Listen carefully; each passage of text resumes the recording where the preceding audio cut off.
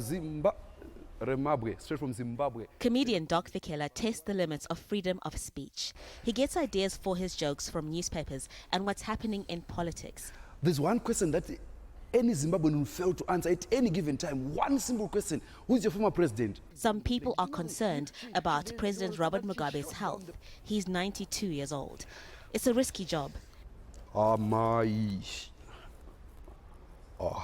Making fun of the ruling elite can get you arrested here.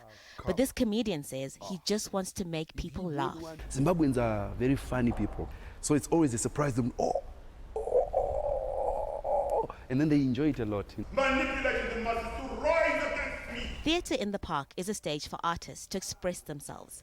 This play, Super Patriots and Morons, is about an aging African dictator.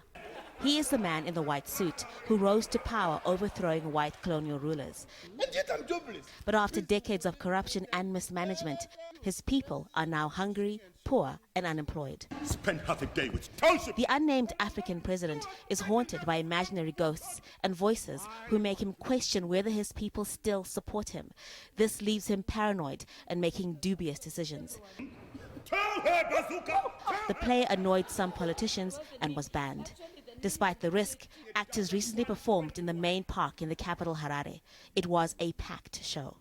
We should be able to question without fear, without any favor, and actually just say, hey, come on, what do you think about this? What do you think you are really doing? Artists in Zimbabwe aren't always free to be creative, especially when it comes to politics. A number of artists and musicians have been forced to leave. Some choose to go abroad rather than face censorship. But for those who decide to stay, every performance is about testing the limits of government tolerance. Officials say censorship is necessary. Art is very powerful, as you know. It can actually change the way people think. So obviously we must remain alert. You represent the future. Zimbabwean artists know nearly everything they do is monitored by officials. But they won't stop performing. They say the show must go on. Haru, Mutasa, Jazeera, Harare.